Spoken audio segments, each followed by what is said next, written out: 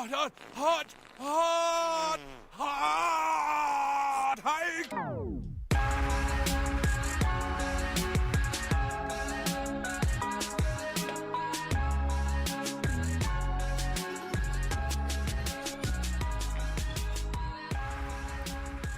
Welcome to the Sportscasting Couch. My name's Josh. Joined with me as always is Paul and Ryan. Yep. Yep. You can reach us by emailing sportscastingcouch@gmail.com, on Twitter @SC_couch, on Facebook.com/sportscastingcouch, and on Instagram @sportscastingcouch. Yeah. Week 6. What another week in football, man. Just upset after upset. 4 weeks in a row. Mm-hmm. Let's review these picks real quick here. Josh, you're one behind Ryan this week. Yeah, 45 and 31. Ryan's got 46 and 30, and Paul's even 38 and 38. You like that? No, actually. I was trying to catch up with that pick on the Monday, and then I just shit the bed. It looks like in the afternoon, other than Arizona, but whatever. Josh, you said you did the math on locks and upsets, right? I was gonna make a little post about that, but I'll do it after, I guess. So should I start from the bottom or the top? Start from wherever you want. All right, we'll start with the top. Obviously, it's me. I'm at nine of them are right. These are for the upsets and the locks, right? Together, yeah. So the upsets and the locks total, I'm at 9-1. Paul is standing just like his picks at 5-5, right at 50%, and we got Ryan, Mr. 2-8. I don't think those numbers are right. They're posted on Facebook. Go check the pictures. Pull them up. Listen to the podcast I'm once not in a gonna pull while. them all up I'm right just now. saying, then shit doesn't stand in court. Fuck off. I believe actually, Paul, we have some breaking news about our podcast.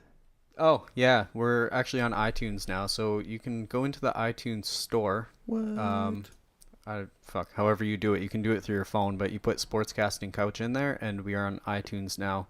And I will be posting all of the episodes. Right now, there's only 2, just based on our RSS feed.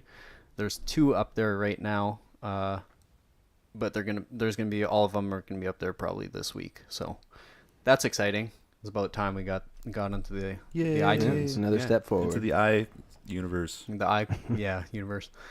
But for the upsets and locks and all that, did you have it broken down by like how many? Of each? No, I didn't break them down like that. Okay, I'll be sure to do that. Get that next week. Yeah, because I know you've been doing really well. You're 9-1. 9-1. So you've been hitting them pretty much. My only mistake was the first week. And our 2-liner of the week last week too, we missed. Ryan's first and last time maybe picking the line. Missed? Yeah. Or Ryan missed? No, Ryan missed. Okay. Oh. Because I picked the Steelers money line and got it right. Okay. Which it's not my fault. It's the Lions' fault. Yeah, but it was the Lions. Here's a good thing too. I want to bring up that when we do our 2-liners, Josh, you mentioned it on the first time we did it. You said if you're gonna pick the underdog, just pick the money line because obviously you have that plus point. So Ryan went with the plus 4.5 points, but he had them to win. So we should have just did Lions money line. I know they lost, but we should have did Lions money line and the Steelers money line, and we would have had potential to win more money because I think I put $30 and it was to win like 110 or something like that. But if we did both money line, the potential would have been like $200 off. But $30. you have to realize I picked Lions as an upset pick. Yeah, not really Josh, expecting them to win. They're coming in. They might have some chance of winning. That's why they're not upset. Right, but Josh picked up as Steelers to win. You had them. I picked them to at least cover 5 points spread. Yeah, that was the idea behind it. Even if the whole idea. Even if they don't win, it's going to be close. The Lions have been in close games every single game of the season. Yeah. So that's the reasoning behind that. Right. Okay. Well, jumping into the news once I actually figure out what the fuck I'm doing here. Yeah, get it together over there.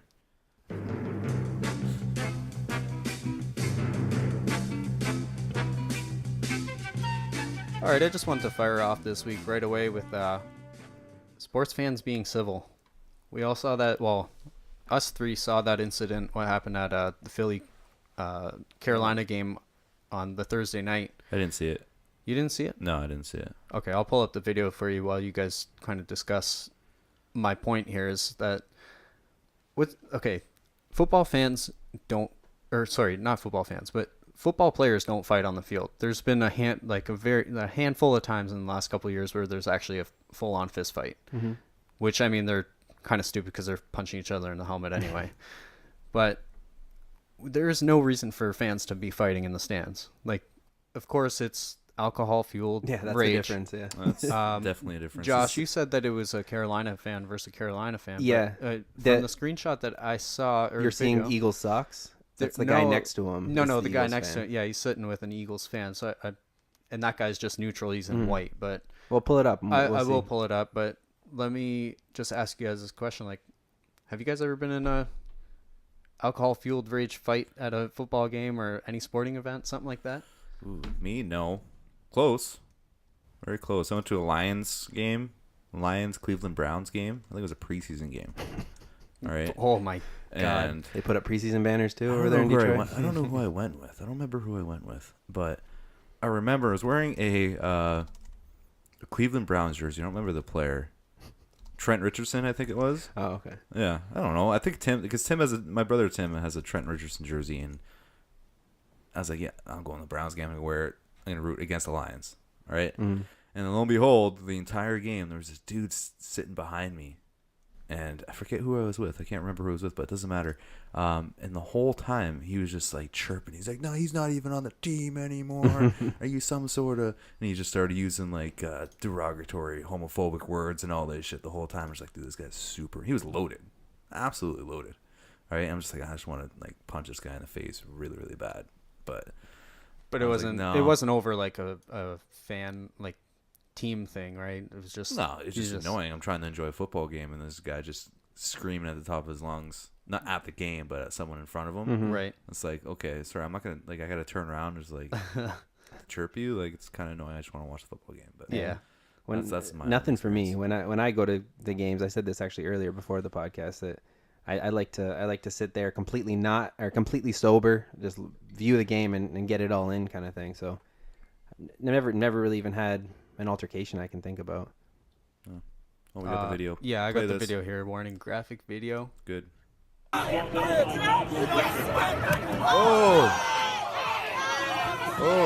shit.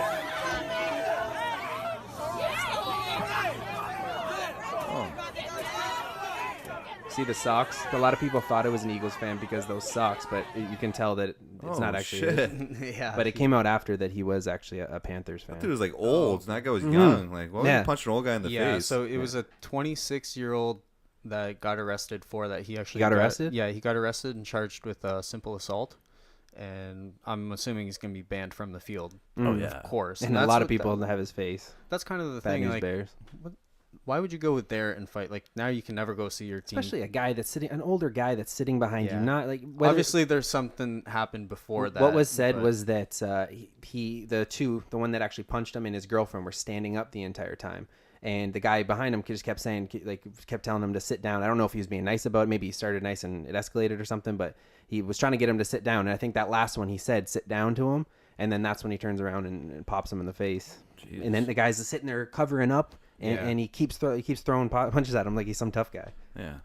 Karma's Props gonna the come old back. guy just held in there like a goddamn champ. You gotta defend yourself or else the ref's gonna wave it off and then the fight's over. # Conor McGregor losing to Mayweather. Second point we want to bring up today in our news segment here is simple question on this hit here. I'm going to bring up the video for you guys. Is the Aaron Rodgers injury? It's been all over the news everywhere. NFL.com, the score, everything like that.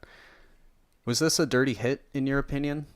You've probably seen the video already, but I'm going to bring it up again. Let me just get some volume here. So.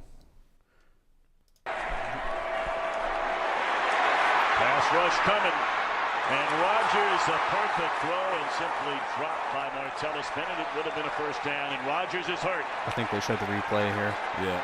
He took a big hit at the end of that play just as he got it out, and it looked like he might have landed on that right shoulder.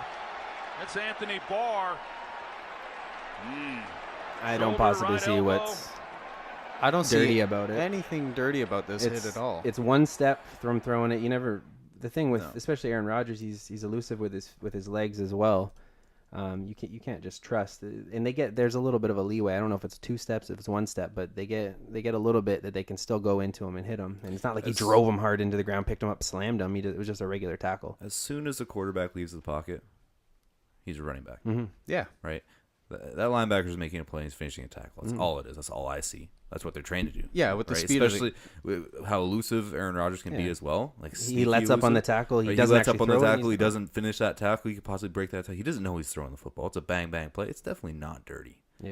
Right? Yeah, like when you slow it down, kind of looks like he's just driving him into the ground a little bit, but no, it's just he's finishing a tackle, and that's what they're trained to do: is finish the tackle, go through the tackle, and just finish the damn play. But it's just unfortunate what happened to Aaron Rodgers. Again, that's the same collarbone he broke a couple seasons ago. Was it the same one? I thought it was the opposite side he broke. I think it was the same one. Same one. That's what they said during the game. I'd have to look into it, but pretty sure. But regardless, it's a collarbone injury again. It's the way he landed. It's not necessarily the hit. So again, probably if he it doesn't matter, it happened. So it's not dirty at all. So No, the speed of the game it's so fast that he's coming in to make that play, and he just happened to throw the ball at that moment. It's not like he drove his helmet under his chin, nothing like that. I didn't see anything dirty about it. It's been discussed a lot this week, and people are going back and forth. But I mean, the only reason they're even considering it dirty is that he broke his collarbone. But that's just unlucky on how he.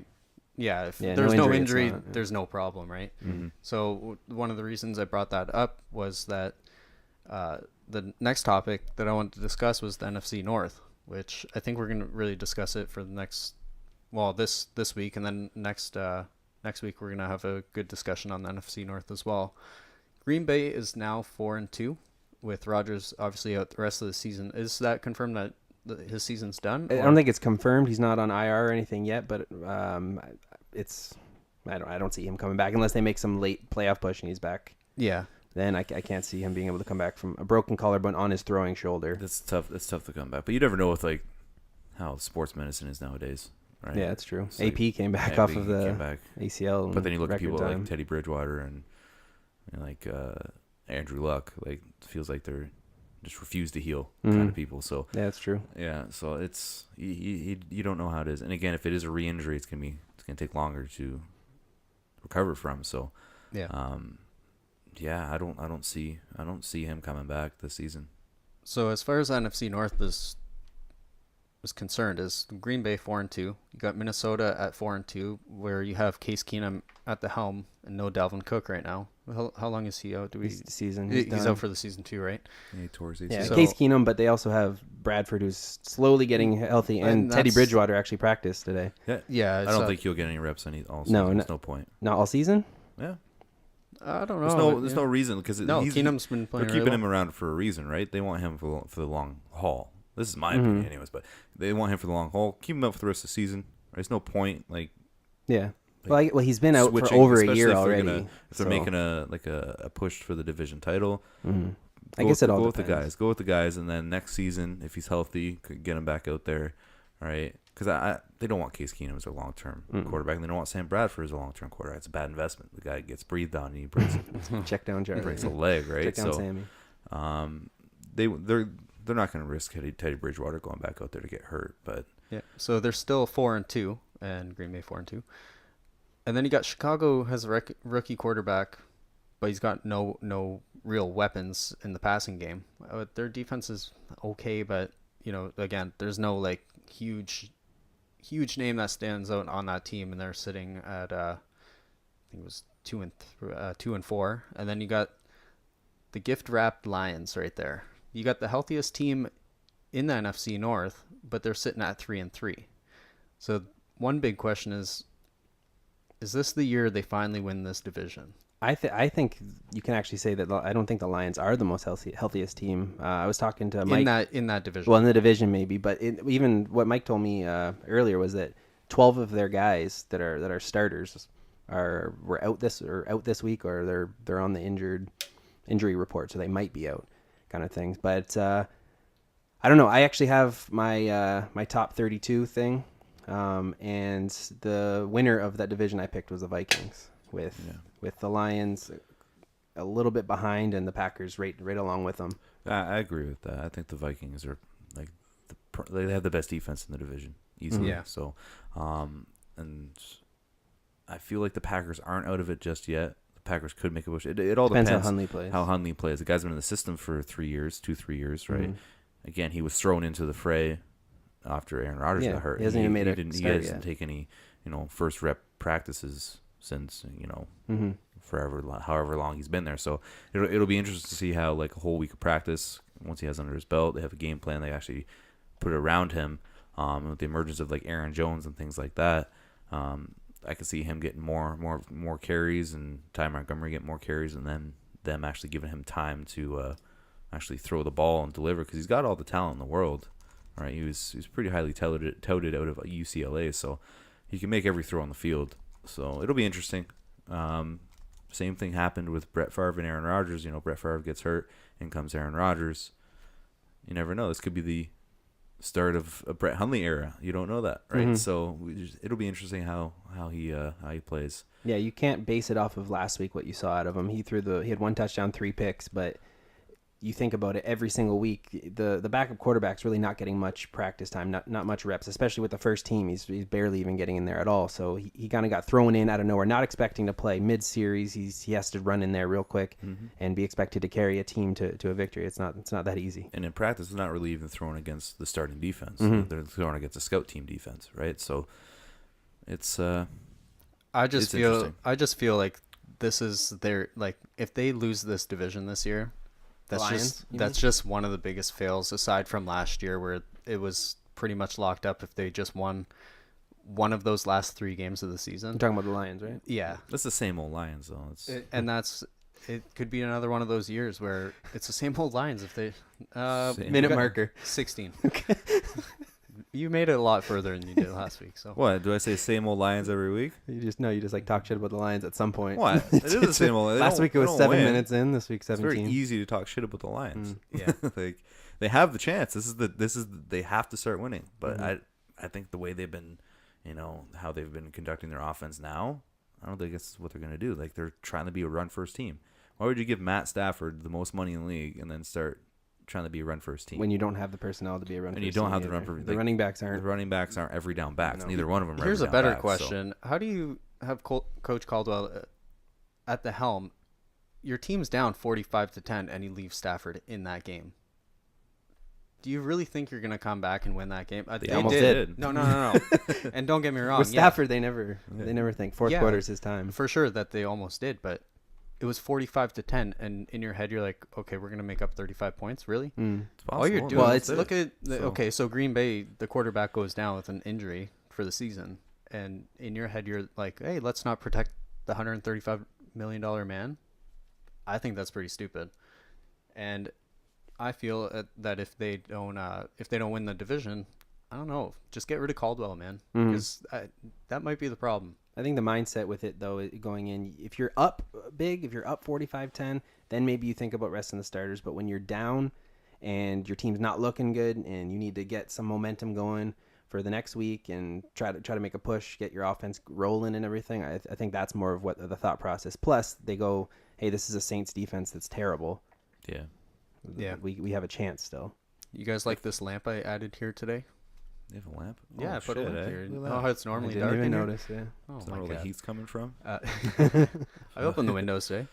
Incubating in here. I wanted to go back to the first point, but the fan fight. I was going through looking for that video earlier, just to save the link, and then you know how you get into a YouTube roulette kind of thing where you just start watching video after video. So it was funny. I clicked on this Family Guy NFL game experience video, and this came up as pretty funny. This is my favorite part of the game. When 2 drunk guys, each holding a baby, get into a fist fight. You're stupid. No, you're stupid. Oh, now their wives are getting into it. They're going to put their cigarettes in their mouths and bump boobs. You got no class, you bitch! No, you got no class! And now here comes security to kick out the wrong person. Come on, Miyagi, take that karate outside. Yeah. It's about right. That's funny. Yeah, YouTube roulette. I love it when you're sitting there late at night looking for shit, and then all of a sudden you're watching serious video, and then you're on cat videos for about 20 minutes or so. Those are my favorite. So today, Chris Long it was revealed that he's going to donate the rest of his year's game checks to, I think it was Charlotte's.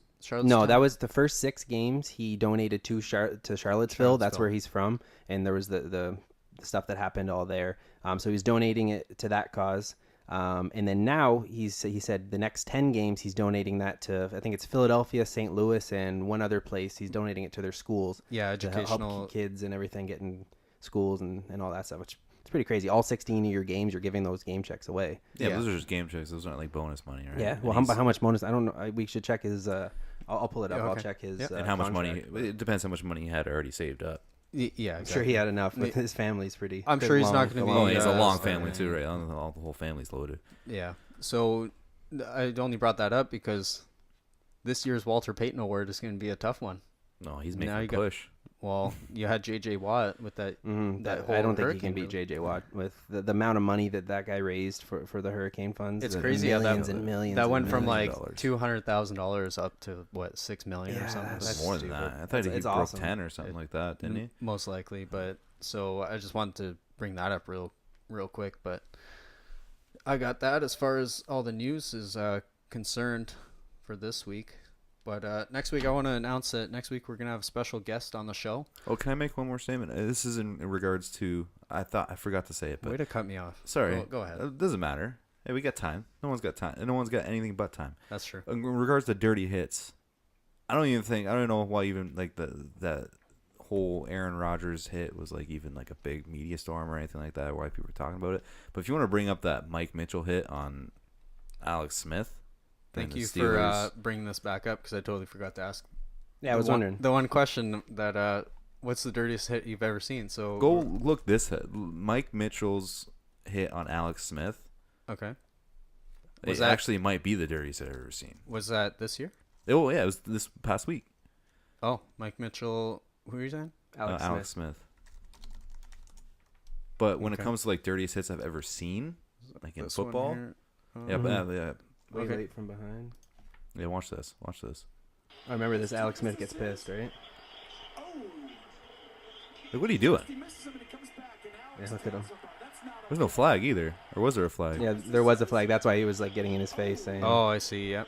Like he wasn't pushed. He wasn't. Yeah, he nothing. looked. He saw the flag right It's like, there. what did I do? Yeah. What do you mean? You just go over the guy's knees. Yeah. From behind after the play, yeah, like that was a dirty hit. That's a that was dirty like hit. 4 steps behind him, hitting him in the knees. The ball's gone, Mm-hmm. right? And then he knows the ball's gone because he can see. He's looking upfield. I'm surprised when I posed that question earlier, you didn't think of any hit that John Lynch. None of them were dirty. That's Nah, why. John Lynch. Especially He's been back- flagged many times, but that was a different era. Yeah, different Yeah, era. it's completely People like different him, era. Dawkins, Sean Taylor But- were just smashing people. Yeah. Josh, you got any dirtiest hit play? I got as soon as you say dirty hit, you immediately think of Sue, right? And his foot stomps that he was doing to yeah. everybody. That's It's not as much even as really a hit. a dirty hit. Yeah, but it's dirty. Yeah. But the one that I thought, and again, this isn't a dirty hit, but I thought the front kick to the face that Antonio Brown did. Remember he was the punt return, he jumps up and then he hits the front kicker. kick. Yeah. I don't think that's that dirty though. Like he's. Just I don't trying think to he did it hurl on it. purpose, but it's immediately those are the two that popped in my head. I was like, oh, I remember those. I remember like the post game interview with that, and he's like, honestly, I tried to hurt. I thought he was gonna go low. Yeah, He's like, I had no idea that guy was gonna try and take me on high, and he just tried to anticipate it. I don't think it's dirty, but it's just the way he just pushes down on his foot. Yeah. Brown backpedals all the way to the 28-yard line. Good move upfield. Brown splits special teamers, and now Brown is off to the races. Kicks him in. I've never seen that video. No, No. That's hilarious. she wants to jump over and front kicks him right in the face. So you got to get the drop of Joe Rogan. He front kicked him in the face. That's awesome. Now I want to pull up a dirty hit, but oh wait, can I call it dirty? I can call it dirty good. Sean Taylor's hit on the punter in the Pro Bowl. That was. Ryan, that was my dirty hit. Oh, was it? Oh, my bad. But okay, I'll do another one. Just go Troy Polamalu No, I'm and USC. pulling it up do that. because this is hilarious. Oh, you bookmarked it and everything. I bookmarked it, timestamped it, everything. Foreman is going to fake it on the run, and he's going to come up short. Oh man, I love that guy, man. The reason I picked that was it's the Pro Bowl. What are you trying to fake it then? Especially when you got Sean Taylor on the field. Hell no. They're down by I'm not 7. giving you that shit. And he congratulates him because he knows he can't do anything. I remember that. I remember Brian Moorman, that Pro Bowl. They had that's when they had the skills competition and whatnot. He won the NFL's fastest man competition. Really? The punter, yeah. Wow. Yeah. So he ran track or something like that. So, and it was actually known. It's like, hey, this guy they might pull a fake on it, the whole time. Like, oh, you think he'll fake it? They're doing that. I actually remember watching this game, and I was like, oh my god, he's actually gonna fake it. And I was like, oh, he's gonna get it because this guy's super fast. He won and then Sean Taylor out of nowhere just almost killed him. Easily one of the best hits of all time. We got time here for one more if you want to. Troy Polamalu. Just could put Troy Polamalu dirty hit. The first one that pops up. Yeah, that's it right there. This one here. Yeah, Aaron Lockett. This is him in college. It's just 3 minutes long, but hopefully. No, it'll be. You're gonna get it right here. Offense to feel comfortable. Certainly, Kansas State pull it up full has screen. had a great influence on Jesus, USC forever has ago. struggled. They'll punt the ball. It's like it was recorded on a potato. Oh, God, didn't even have the ball yet. Nice. For our listeners, Troy Polamalu just destroys a punt returner, and the ball's not even there yet. Incredible. And so I'm going to bring up. Seemed like he tried to time it, but it was just way too early. For the first part of our segment, for the news segment, like we were saying, that NFL players don't fight, and this is college too. Like this is a bunch of teenagers and stuff like that where they're not even fighting after that, and really the fans are gonna fight over a football team. The only fight I can really even remember is Cortland Finnegan and Andre Johnson. That's pretty much the only one that I could think of where they actually swung punches. Right. The last fight before that, it was probably the Super Bowl. Patriots versus who'd they beat in the Super Bowl? Not the Falcons. At the end of the game, they were kneeling it out, and then Gronk got into a tussle. I think it was. I don't know. I don't remember that one. There was a scrum. It might have been was it the Seahawks they were playing that one year? Yeah. Do you know what year it was by chance? Remember what year well, if it was Gronk, it would have been 2015. Yeah, it was the Seahawks. It was definitely Seahawks, and then at the end of the game. Oh yeah, it was definitely because it was the interception. It was the interception, and then they were at the ball in the 1, and then they were kneeling it out, and then they tried to get a bad snap or something like that, and Gronk was in someone's face, and they started throwing fisticuffs, and there were people throwing around, but it wasn't actually a fight where they took their helmets off and actually started brawling each other, but yeah, there are some fights. There are a lot of fights in football in general, right? Like coming from experience. Like I've been in a couple fights on the football field myself. This is Ryan before football games right here. Oh shoot! Oh, he fucked it up. Well, I did fuck it up, but it's great. So hold on, let me get that back and get Ryan live audio of him before the football. Let's count. Don't stop. Get your asses and your hands wired together. Because when I'm out on the fucking battlefield, I'm killing, and I don't stop. That's about right. I remember. I don't remember. It was a while back. We were playing, and I think it was the last down or one of the last drives, and it was right through the middle of the field. I think it was thrown to you, but it was overthrown, so it was a pick, and then you just grabbed the guy in the air by the face mask and threw him to the ground. I remember that. Yeah, that guy was an asshole. One of my actually, since we're going on times we played football. I remember we used to play pickup football against the CCH kids at another rival high school, and they had that new guy come out. Oh my god! Do you remember that kid? Yeah, talking mad shit the whole time. He's gonna smash it. He's gonna kill us. He's so fast. Everything. First play, run right up the middle. It was funny because we were it's huddle up. All right, they're all right, just hand it off to me.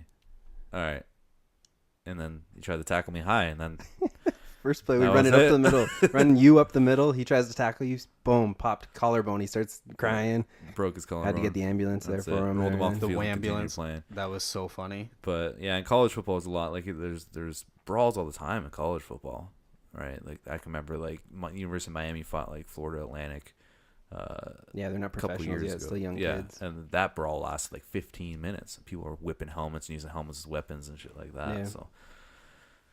Yeah. All right. Well, Josh, let's. You said last week that you're going to go through your power rank, or Ryan suggested you go through your power rankings instead of playing into our little list that we made. Well, it's not power rankings that I have, but it's a final list of. I got top 32. What we'll do right now, I'll just go top 10 or bottom 10 right now. You want to work from the bottom up? Top to bottom? Let's go from the bottom. Bottom, because I already did a couple of the bottom, but I kind of changed it a little bit. Excuse me. Last place, but I was looking at all the records. I looked at every single team's schedule, and I kind of tried to figure out what games are really winnable for them, and what's their max that I feel, and then what's the average of what they should get for wins. But I got last place. I got the Browns.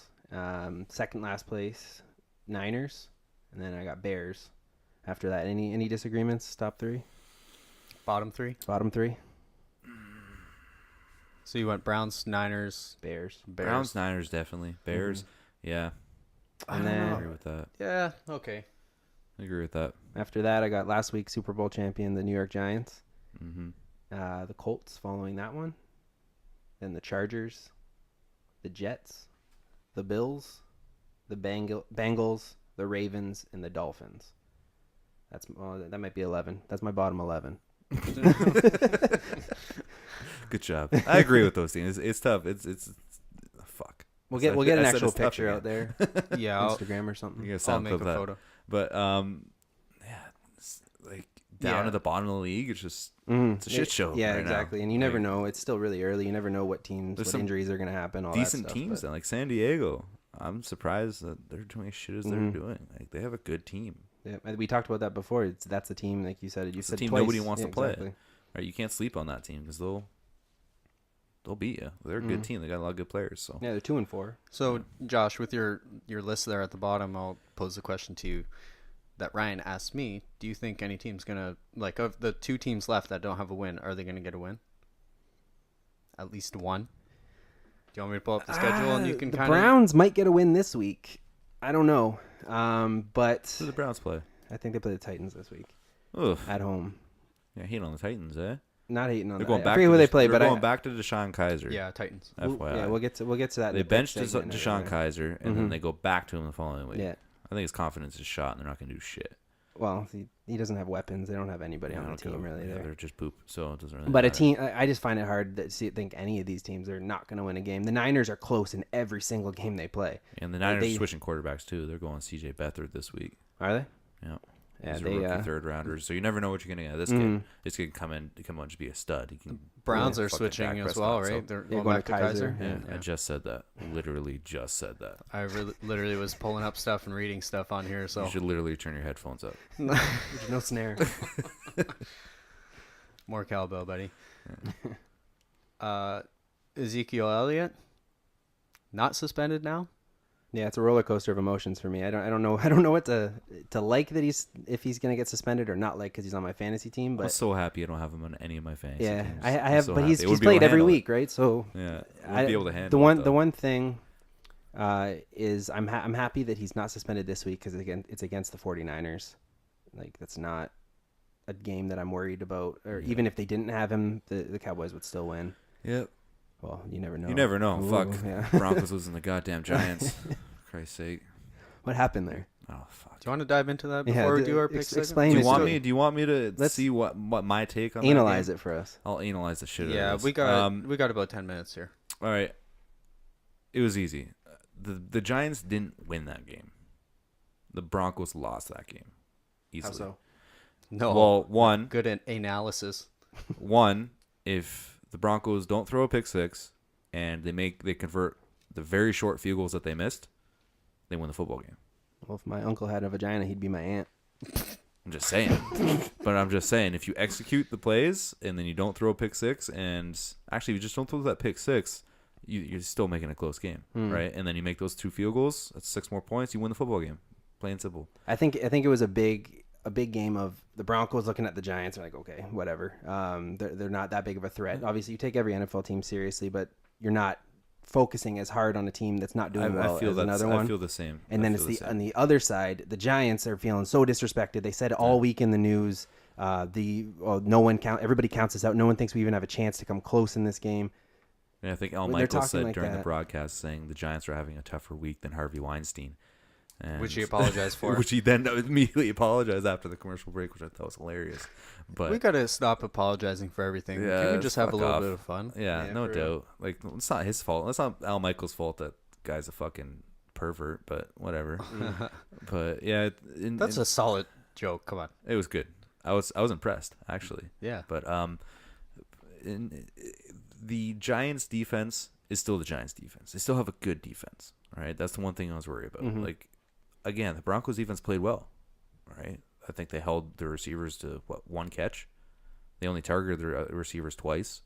All right, I was kind of disappointed in how they defended the run. The run defense, The run defense was not looking Again, a good. team that has no offensive line and hadn't But- been able to run all year, it surprised me a lot. I didn't think they. And the lack of pass rush that they Mhm. something happened. They did switch around a lot of players on their offensive line that week, so that could have fixed their issues up front. But the run game, again, they ran how many times? Again, they're gonna break some runs. They didn't really score, right? Other than like when they threw to that Evan Ingram guy and things like that. But To me, what blows my mind is you're saying they were able to run so well on them. They played the Cowboys and didn't let Ezekiel Elliott do anything against them, and then they go against a team that couldn't run the ball. That's what I mean, though. It's like it's just a mentality. You go into the game thinking, "Oh, we got this team." But then again, our offense was actually efficient moving the ball and scoring, right? So that put the Cowboys' offense on the spot. It's like, hey, we need to keep up with these guys, right? And that's where the Cowboys get dangerous, is like when they have the lead, Yeah, and they can right? run. And then they can run the football with Ezekiel Elliott, and they don't have to worry about pass game, all right? Whereas in the Broncos-Giants game, Eli Manning's like, hey, I don't really have to do anything. I just got to hand the ball off and throw to a tight end when he's open, right? And that's it. So they switched their offensive coordinator. yeah, they took McAdoo wasn't McAdoo's not in there anymore, making the play calls, which I is what found I've been hilarious blaming. because his excuse, for not calling the plays anymore, he said the whole team needed me, not just the offense. Well, you're the head coach, man. The whole team needs you the whole game anyway. So That's been the whole thing with Doug Peterson, that I'm like, your head coach, you're calling the plays, and I think it was the same complaint the Giants fans have been having, is I don't know, there's something about that offense that wasn't on all cylinders. And then they lose all the receivers, and now it is. I don't know. the Giants simplified it, and again, if you look at it, Broncos defense really didn't play a bad game, right? Like the score doesn't really reflect it. Again, there was a pick six, there was a garbage time field goal, so that's 10 points you can take off the board, right? So when you look at that, the Broncos defense played very well, and again, if the Broncos, I believe they went for it on fourth down inside a first and goal situation, didn't get it as well. And also, if they make those field goals and not throw a pick six, they win the football game. Yeah. So they lost that game. The Giants didn't win it. in my opinion. Eli threw the ball 19 times. They ran the ball, unless there's more than just this, they ran the ball 30 times. Yeah, so that's a lot of runs. Yeah. That's a high volume of 32, sorry. That's a high volume right there. And when your offense isn't moving the ball and they're going 3 and out, your defense gets tired, right? So that's the thing about the Broncos defense. They're fast and they fly to the football, right? But people get tired. They're not invincible, especially in Mile High, right? Even the Broncos players aren't immune to that thin air. So they're going to get tired, and it's a fact. And then you keep pounding away. You run the ball 32 times. You're going to break some runs. None of those runs went to the house, but then again, it led to the field goals and things like that. So, yeah, I stand by my point. It's an unfortunate loss. Whatever. They'll rebound. Yeah. And then hopefully we can get a couple more wins. Here's some situational football for you. I was watching the box score while I was at work of the Philly-Carolina game, where I'm pretty sure it was Philly-Carolina, but what happened was after the half, I think it was Carolina that ended up going for 2 points after their touchdown. Am I correct in that? Josh, you were probably watching the game. Say that again? I'll pull up the box score just to double check. But so the touchdown that they scored. And they went for 2 for no reason. Yeah. So Philly did? Yeah. There was a penalty, right? There was a penalty, and there's a history with this ref that the last 2 times that that he's reffed an Eagles game, it's something like 14 penalties, or no, 20 something penalties for the Eagles, where it's like 3 for the opposing team. So I think there was a lot of stuff going into this game. So you think it was like a disrespect kind of thing that Coach Peterson felt, because like he looked at him. He looked at him. He even said, you can see on the replay, he's like He's like, I want to go for 2. He's like, you didn't even look at me. You didn't even look Yeah, at it me was the once ref to ask what I assuming. wanted to go. You just assume, yeah. So but at the same time, Doug Peterson is big balls Peterson. He wants to go for it on 4th down all the time. He wants to do all that stuff. Asshole or hero. That's Yeah, what you call exactly. Which is fine. I don't have a problem with the 2-point play, but my question to you guys will be that Carolina ended up driving down the field, and I think they were fourth and goal, but from the 2-yard line, and they didn't even bother going for the score on that. They just kicked the field goal because, as you saw in the box score, they had 6 points in the 3rd quarter. Mm-hmm. So, well, a big thing with that was that they weren't able to run the ball at all. They had at all. negative rushing yards with anybody. It was like 10 rushing yards or 10 rushes for negative 8 yards or something like that. I'm completely guessing, but then Cam Newton had like 70 rushing yards. So it was just they couldn't run the ball with the running backs. That short passing game with such an enclosed little area from the 2-yard line. I was very impressed with the Eagles' defensive line, just flying around, getting penetration, and then we're meeting those backs in the backfield. Especially if you, that's what you have to do. Especially when who am I thinking of?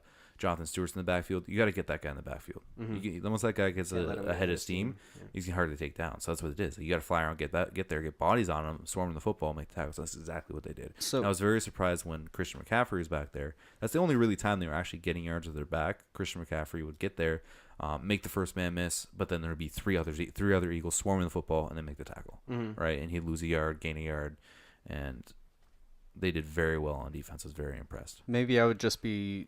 This is probably just from my Madden ways, but it's 10-10 after half, and then Philly comes down, scores a touchdown, takes the 2-point conversion, and then you're 4th and goal from the 2. I would just go for it just to try to get that touchdown. Now, I don't know if I'd go for 2, maybe, just to match that. Just to show them, like, there's a lot of football that be played. That's true. That was the thing. They were getting points, and they're thinking. But the biggest factor of that game was Fletcher Cox coming back on the defensive line, disrupting the middle. He was blasting through the middle of their line and getting right into Cam's face. Cam got hit a bunch of times, and he just resorted to the Super Bowl Cam, where he got hit by Von Miller a bunch of times, and he didn't want to be a part of the game anymore. And you could tell those last couple drives, he would just drop back, and he was kind of just whipping them deep. He didn't need that many yards, but yet he was just trying to chuck it down. Hoping for the best, and ended up on a 4th and 2. He threw it like 40 yards down the field, 30 yards down the field, instead of just trying to get a small little bit because he was afraid. He didn't want to get hit anymore. Cam Newton played like fucking shit that game. Like I was like those last 2 drives. He had 2 shots to win the game. Yeah, right. That's what this defensive line does to people. And it wasn't even the defensive line. He wasn't even getting pressured at those last couple drives, and he was just throwing. The reads were bad. But it was earlier. The reads were bad. The early, I guess, he was maybe getting rid of it really he was quickly. Thinking about it, maybe that could have been it. Yeah, he was like worried that the passers, but they were only sending. I was surprised that the Eagles weren't sending more pressure. They're only sending 3-4 man rushes. They weren't getting the Cam. Cam had a clean look, but he was just missing dudes. Yeah, he was making the bad throw, bad reads, right, and just missing people. I think he's more of a quarterback that relies on his athleticism to get people. He's not. I don't know if he's much of a okay, this is a timing route. We're going to hit you exactly at this second on this spot kind of type of quarterback. Yeah. So as Ryan rudely interrupted me earlier, that was like fucking 45 minutes ago. Yeah, it was, but that's okay. It was a good. Fuck. I said earlier. So next week we're going to get over it. Next week we're going to have a special guest on the show, Tom Mazeway, who is from Detroit Sports 105.1. That used to be a sports radio show in Detroit. Now it's a throwback hip hop and R&B like station. Throwback music, basically. Yeah. So he was on 106.7. 105.1. 105.1. Is that the throwback? Yeah. Oh yeah. 106.7 is something else. Never mind. I think it's rock music. No idea. Is it? I don't remember. So anyway, listen to the radio. He's going to be on the show next week, and we're going to discuss some Lions football and just football in general. Can we get like a guess that's not a Lions fan?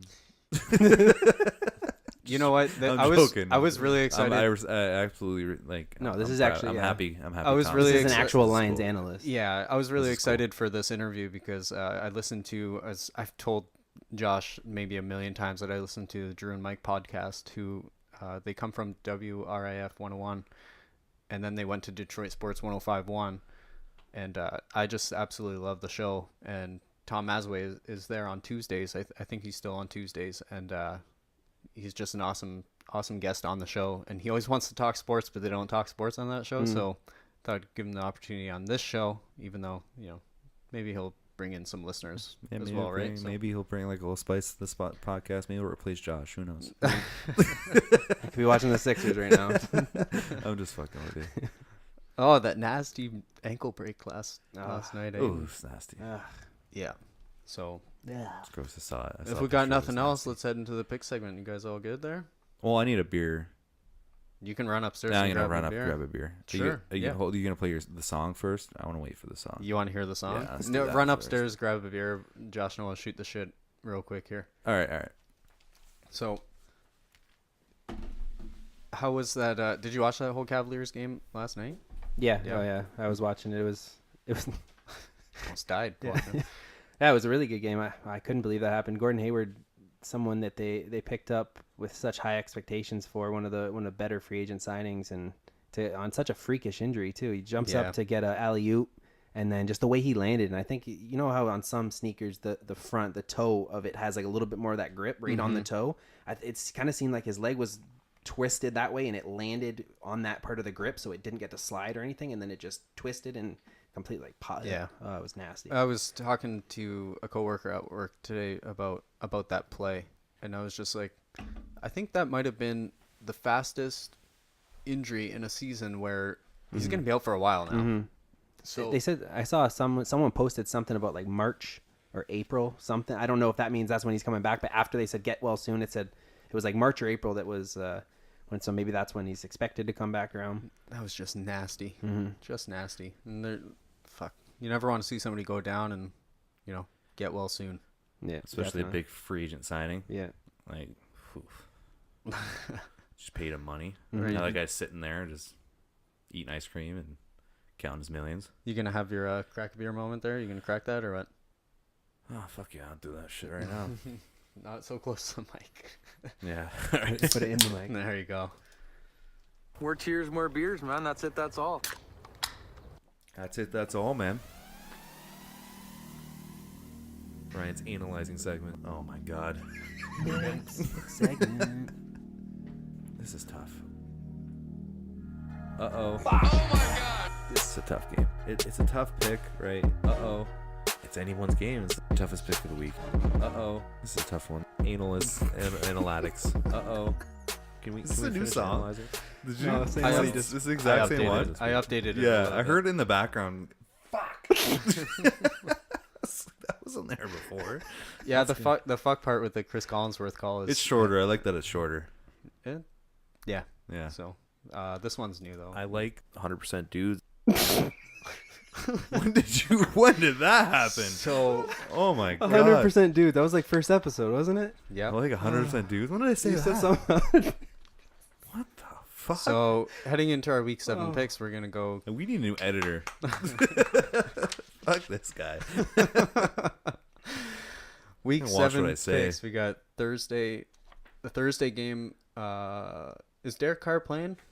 It's well, no, I think he's gonna play, but he's still hobbled. He's a mess. Anyway, we've got Kansas City heading into Oakland for the Thursday night game. And wait till Josh makes all his picks before I make mine. Mine are written down. You just want to follow me, don't you? Yep. I kind of do them as you get. Well,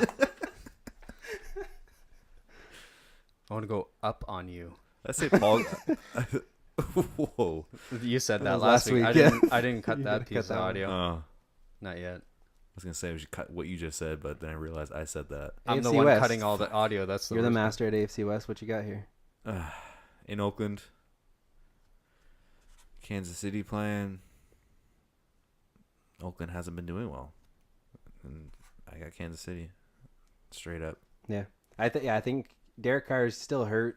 You could tell he was still hobbled, and they don't have a good O-line.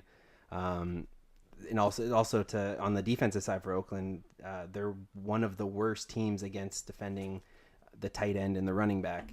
So Kelsey and Kareem Hunt they should have monster games. I got Kansas City as well. In the way Alex Smith Thursday, has though, actually so been who the moving the fuck ball knows? around.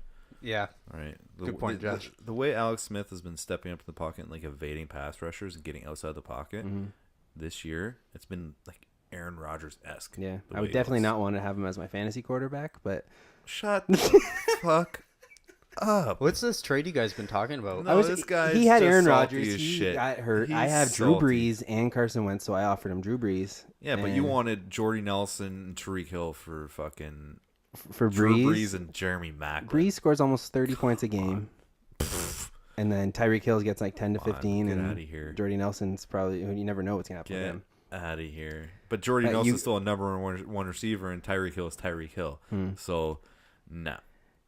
So I just made the trade for Alex Smith and Doug Martin for Cameron Brate and Jarvis Landry. I'll take that. That's a good trade, yeah. Over You won the trade for sure. So, it helped both teams. Well, yeah, it helped her fill the holes. Yeah. Did you guys make a pick on that? I'm sorry to get you welcome on to your the show. fantasy here. Ryan took Oakland. I took Kansas No, we City. both took both took Kansas City. Okay. So that means Paul took Kansas City I as did. well. Yeah, I did take Kansas City, actually. I hope Oakland wins. Can't catch up if you pick the same people as us, Paul. Yeah. I got time. I got lots of time. Where do we say 500? That's fine. Heading into the Sunday games, 1 o'clock, we got Tampa Bay heading into Buffalo. Buffalo's coming off a bye. Doesn't matter. Winston hurt, and he's day-to-day with a sprained AC joint. That's a shoulder, right? Yeah. Is that throwing shoulder? I'm not sure if it's just throwing shoulder or not, but... Oh, you know what I saw today? There was a video. Squirrel? Yeah, I saw a couple of those today, but... but anyways, what was I talking about? No, but I saw a video today where it says every team Ryan Fitzpatrick has played for, where he's backed the quarterback up, or just regardless of who he's played for, that starting quarterback has gotten hurt. Really? Every single team. He's just a curse. And he's played for like 12 teams. Wow. Right, every single team he's Every been on the time they get roster. hurt. He's been a backup quarterback because he's mainly been a career backup. Mhm. Their quarterback's gotten hurt and he's made starts. Every single team. Wow. That's ridiculous. He's I wonder what he's doing. I don't know. He's fucking putting the fucking muscle relaxers in there, and the damn Gatorade or some shit. Mm-hmm. You want to know another interesting stat? Or he's just super smart and he just knows where to sign. Most Went to Harvard, by the way. movies that I think it's Tom Hanks that he's been in, he's taking a piss in most of the movies that he's...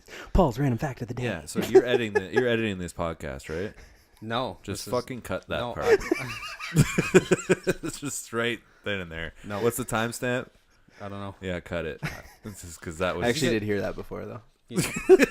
I told you about it, and you were like, oh, yeah, that's Everyone true. he's taking a piss? He's taking a piss in, like, all the movies that he's in.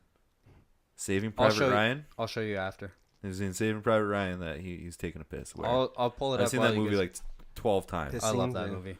But maybe one day I we'll don't break think down he top movies. pisses in that movie. Anyway, So, Tampa Bay at yeah, Buffalo. who do you got? Oh, fuck. We're talking about football again. Tampa Bay at Buffalo. Right? In Buffalo? Yeah, there's no spread because of the Winston factor. I'm going Buffalo. Really? Yeah, Winston's shaking up. That's funny. That's who I got. I got Buffalo as well. Buffalo's defense. But they're coming off a bye. I still don't think they're a team to worry about. Like, a lot of people are trying to overhype them as the big underdog team that no one thinks can win. But I don't think Tampa Bay's defense is very good. I don't think LaShawn McCoy Jameis Winston even has healthy a very is that day. good. Was it Jordan Matthews? He's out with he had surgery. He had a broken thumb. They had surgery on his thumb. The guy's had the worst luck since he got traded to Buffalo. Right away, the first practice, he gets some kind of chest injury. He's out for a while. Then he comes back, plays a couple weeks, and then he breaks his thumb, has to get surgery on it. But I don't think he's coming back this week. He's practicing again, but I don't know. Even if he is, he's not 100%. But Charles Clay's not there. My whole thing is they're coming off a bye, and Winston's day-to-day with a sprained AC joint. So just the bye factor to me makes me comfortable picking him. Oh, we got to stop here for breaking news. He actually does pee in Saving Private Ryan. Every war movie has a bitter monologue. You can read it out loud. Okay. Every war movie has a bitter monologue of the shell-shocked soldiers. Every war hero needs his origin story. For example, Spielberg has had to include a scene where soldiers gather around and share their stories. Everyone talks about how much they miss home, and then Tom Hanks dreamily reminisces about a bully at school where he pissed the letter V. That's not him peeing though, or he just tells a story about. Because I remember that. Yeah, I remember that. That's in the church, right? So. Yep. Let's see the verbal speech. Oh, you said Tom Hanks. I think you said Tom Cruise. No, Tom Hanks. Tom Cruise is like 5'2". So he can't pee? I I thought you meant where he just. I thought you meant where he's just pissing like himself. He's just talking about somebody else pissing. He's got a fascination with urination. This is stupid. It's the R. Kelly of the movie industry. Still cut what we just talked about and cut what you said earlier. No, because this is no. Okay, that's fine. Okay, let's fly through this. Anyway, Buffalo. I got Buffalo as well. Tampa Bay is not really impressing me too much. It's one of those teams we haven't really had too much to say about this year. What's their? Do we know what their record is? I do. You do? You have it there? Give me a second. Yeah, the Bucs are 2-3. Yeah, it's just nothing really that stands out to me about Tampa Bay, and Buffalo's coming off the bye, like you said, so I got Buffalo as well. Then we're going to go Carolina at Chicago. Carolina at Chicago. Well, the way that Carolina played last week, I would say they want revenge for sure. They've had a week and a half to prepare for a Chicago team that I don't think anyone should be scared of. They're one of my bottom 4 teams. Yeah, I got Carolina. I like Carolina because Josh is Carolina. No, I like Carolina. Chicago with Mitch Trubisky at the helm, I feel like they're very limited as to what they do. Last week, they did win, right? So they won last week, didn't they? Pretty sure they won. Who? Chicago. It was an upset. Chicago last week? Fuck. Chicago won. Bringing up things on the fly. Yeah, they won. You're throwing me off, and I already deleted this. They won. I think their running back had more touchdown passes than Trubisky did. Yeah, they beat the Ravens 27-24 in overtime. Overtime, yeah. So they won. They get away with it. I think Trubisky only had 60 passing yards that game, right? You're not gonna beat the Carolina Panthers with just 60 passing yards. They need to get him more involved in the passing game because he can make every throw on the fucking football field, right? So the guy's got all the arm talent. I just don't think he has the weapons. So yeah, that's the thing. It's killing him. No weapons. No weapons. They got Tariq Cohen, again, who's the one that threw that touchdown pass to... Yeah. Fucking, who was it? I don't remember who he threw the pass to, but I remember seeing that. I was really surprised. Some tight end, but... He's only 5'2", too. Yeah. I wonder if he can pee. But Carolina, their offense is moving the ball. They got big wide receivers. Chicago's got small DBs. And it should be handily won by Carolina. Yeah, you'd think. Yeah, I have Carolina as well, but Chicago's one of those teams where we discussed actually earlier in the podcast season here that the NFC North, it's a pretty good division. Well, now that Rodgers is out, whatever, but Trubisky is looking pretty good on Chicago, but Carolina is just one of those teams where you just expect they're going to win. So I had to pull this up after you just said that whole Trubisky thing. That I don't know if anybody out there knows who Army is in the NCAA football world, but they're 2-0 despite only passing for 17 yards all season. Well, that was on September 9th. What are they now? Oh, sorry. But yeah, I remember you brought up. You sent those pictures of they're winning. They're winning games and they're running the ball, maybe throwing it once a game. Yeah. Now I know a little bit about college football. I watch it here and there. And I know for a fact Army, they're an option team. If you ever watch an option team in college, it's like something you'll never see. It's like, this isn't football. Mm-hmm. They run like a wishbone wing tee option offense. They literally run it every single down, and they run misdirection, triple options, all sorts of crazy shit. I've never seen anything like that. Every play almost looks like a trick play. Just like, what was that? The quarterback had 8 passes all year, and he's been intercepted twice. Yeah, 3 times, something like that. It's bad. Yeah, because that's why they don't pass. Because the quarterback is literally either a wide receiver or running back, and they give him options to pitch it to other fast dudes. Right, yeah. And they hit sideline to sideline, and they have all sorts of options, and it's really, really, really hard to defend. Mm-hmm. Yeah, we'll definitely have especially to at the college level with a bunch of young kids that aren't very disciplined. That's why the option and read option things don't work in the pros, just because everyone's too smart. Everyone's seen it before, right? They've been through college. Everyone's seen an option offense, right? But when you're looking at at the college level, you got a lot of kids out there, a lot of defensive ends, a lot of linebackers, a lot of DBs and safeties, just sitting there. They haven't seen this before. A lot of people play the spread in high school, right? And then you give them all these reads, all these run fits that they need to cover, and it puts them in the spot, and then that's what they go with. So they play the odds, and yeah, everybody's just a stud on the NFL football field, right? Yeah, they're all amazing what they do. So we'll definitely have to get our local expert for college, Sean, in the next couple weeks to give us some insight on what's going on in the college world and who should we expect in the future. Yeah. So that was the Tennessee, or no, that was Carolina, right? Yeah, Carolina. No, we did Cleveland, right? Yeah, I thought we did. just did okay. Carolina. Okay, sorry, Tennessee at Cleveland. Same thing with Carr. Mariota, he's not 100%. He only attempted, which is crazy for him. He only attempted one rush last week, and it was 0 yards. You could just tell he's not 100% back yet. Hugh Jackson, he's 1-21 as a head coach for the Browns, or not for the Browns, but just in general. I love Hugh Jackson. Yeah, but that's I love Hugh he hasn't been Jackson. given the best chances, but you got the Browns, man. Yeah, I really, really, really wanted to make this my upset of the week, picking the Browns, but just how bad this Browns team is and how their quarterback, they're going all over the place for their quarterbacks. Yeah. They don't have Corey Coleman to get any kind of receiving yards. They're just, I don't know. Peppers doesn't look like he's the greatest safety right now, but then again, he doesn't have much around him to help him out. And again, his offense can't sustain drives, right? And it's hard on a defensive player. Like, coming from personal experience, like this past football season that I played, our offense was absolutely shit. Right? Like, put him on blast. legit. They turned the ball over 68 times. 68 times. 68 times in a That's 12-game season. Wow. That's 5.5 turnovers a game. Wow. Now imagine trying to play every single snap at linebacker.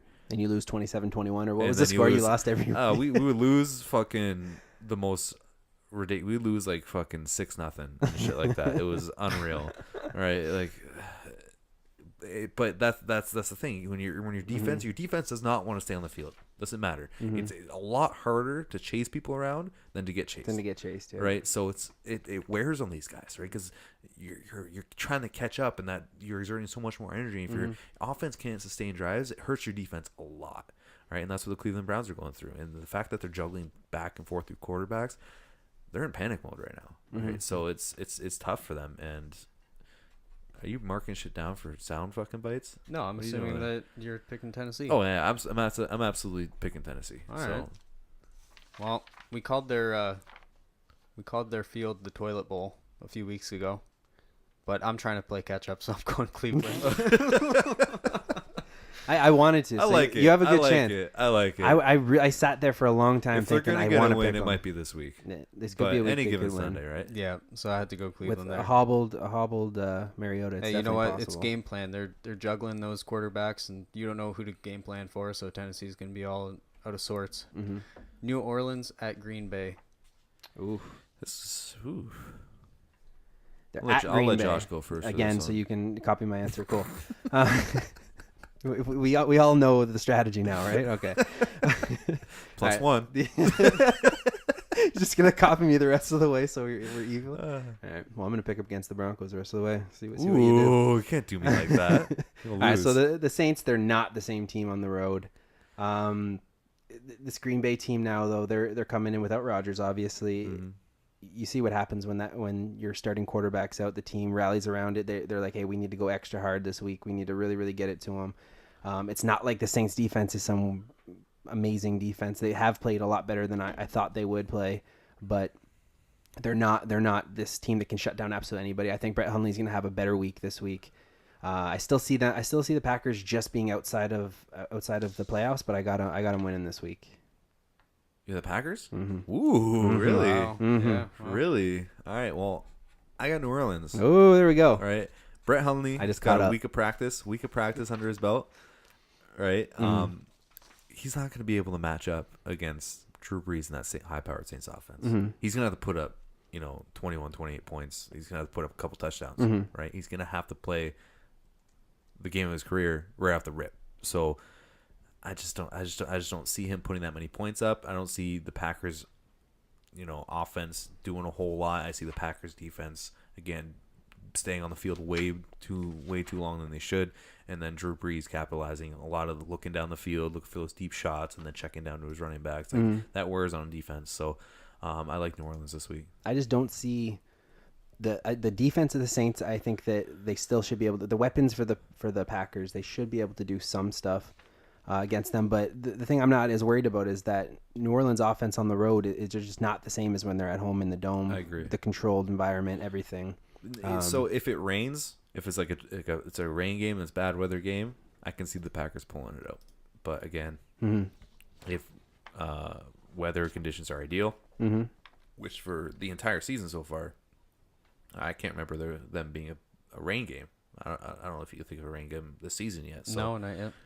So there might have been one. Well, there's been rain, but there hasn't been Oh, there was the Denver game early in the season. They got delayed. I think it was week 1 for the Lightning or whatever. There was lightning, but it was rain. But I think there was a Chicago game. I think it was against Chicago. I think it was a preseason game. I don't fucking know. But what is time? Good job. What is time? Anyway. But New Orleans. Yep. So I took fucking twirl your finger at me. I took New Orleans there as well. They have a high-powered offense, and they just put up points, and I don't think Green Bay is going to be able to put up as many points as Drew Brees. That was actually one of the points I forgot to say. They scored almost 50 points last week. It's hard to do that back-to-back. Get a lot of points the next week. Yeah. But they did it against a good defense in the Detroit Lions. Anyway. I think the Lions defense is better than the Packers defense. At home? Even though, if you're at home. No, that's what I'm at. Hashtag at home. Can you sound clip at home? At home? First week I said it. But I like Paul's pick. He's going to go above 500. Actually, pick the Browns. Never mind. He'll be even. He'll be even. You totally missed something at the end of that song that I re-edited, by the way. I don't care. No, you do care. Here's the end of the song. Play it again? No, just the end of it. Lions this week. Oh. Uh-oh. I like the Lions this week. Okay, you're gonna have to re-edit that shit and take that shit. Oh. For real. I'll quit the damn show. No, you won't. I will. I'll do whatever I want. Anyway. I'm a free woman. So we got no man's gonna hold me down. No man's gonna hold me down. Okay. We got a really good. I feel it's a really good game. Jacksonville's 3-point favorite on the road versus Indianapolis. I'll go first. Jacksonville. Straight up. In a dome. That defense is going to fly around. Jacoby Brissett. He'll turn the ball over a couple times, and Jacksonville's offense will just keep pounding the rock with Leonard Fournette. He's questionable with an ankle injury. I was actually holding my breath when I saw that because it looked like his knee buckled and he hyperextended his knee last week. But it's actually just like an ankle injury. The way he talked about it wasn't a big deal. It doesn't look like a big deal. Scary with those big backs because like you never know. You never know how he's feeling. So he has a lot more speed than I thought that someone as big as he is. Like his breakaway speed. He may not have as much explosiveness, the short area, but he's like long distance. He's a lot faster than I thought he could. Fast, man. Listen. Okay. As a linebacker myself, and I enjoy filling holes. Yeah, soundbite this shit. Soundbite the fuck out of it. I don't care. I enjoy filling holes on the offensive line, but Leonard Fournette is someone you don't want to fill a hole against. I like 100% dudes. But nobody wants to tackle this guy. He gets into the secondary, he gets past the line, and even linebackers, I think, are probably afraid of this dude. Right? He's bigger than some linebackers, so he's a scary dude, and nobody wants to tackle that guy. And he runs with just like a pissed off attitude, and he's fun to watch. So you have Jacksonville? I have Jacksonville. Yeah, the way I see it, Jacoby Brissett, he's done pretty well this season. But against that Jacksonville defense, with those corners, with the safeties and everything, I don't see the Colts being able to move the ball much. They won't really be able to run the ball on them, but the Colts really can't run the ball on anybody. It'll force them to pass. Yeah, it'll force them to pass, and then that's what Jacksonville wants. Secondary exactly. Is super good, so. And then on the other side, Indy's defense, they're not that great of a defense, but the Jags don't have that great of an offense, right? So I got the Jags as well. Well, fucking following me every week. Yeah, I no took Jacksonville this week. I've actually taken a majority of the weeks this year. I love picking Jacksonville now that they actually look like a real team. If they had a quarterback, you don't like Blake? Not named Blake Bortles. I like Blake. I hate him. I think he's garbage. No, he is garbage. Yeah, and you know what? That running back core that they have and their defense has really been helping them out this year. So I got Jacksonville. I love Leonard Fournette. I love watching that guy play. So I got Jacksonville. And now we're heading into Arizona versus. Oh, it says versus. The Rams. It's at the Rams. Yeah. What do you got, Paul? It's your team. Are you sure? Yeah, it's your team. Go ahead. Yeah, it's at pick the Rams because he loves watching the Rams play.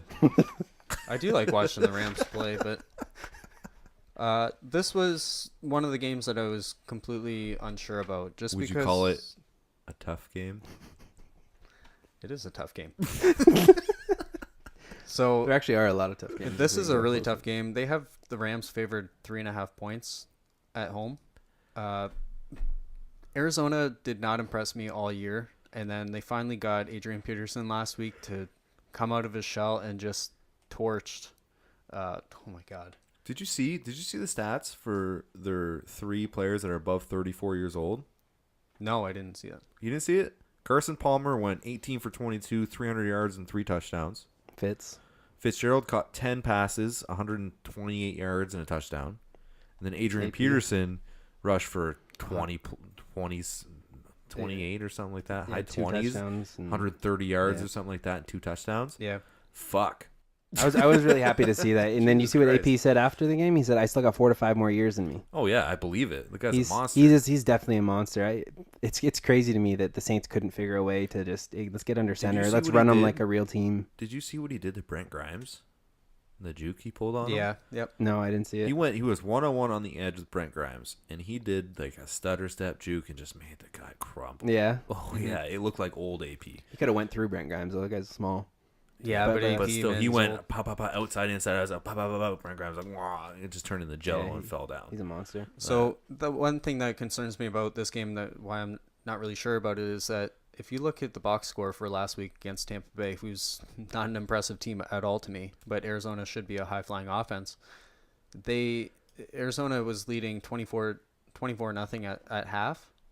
And then they gave up 27 points in the fourth quarter. So they're doing kind of the opposite effect of the Lions, where they actually give up points in the fourth quarter rather than make up points in the fourth quarter. Now they held on to win, and obviously I think we all got that pick right last week, but it's still a little scary to me that I think that age is just that fourth quarter is where they all tire out, and they have to kind of rely on the defense. So I'm really 50-50 on this game, but I have to go with the home pick. Yeah, if you look at that at the end of the third quarter, it was like 31-6 or something like that for Arizona.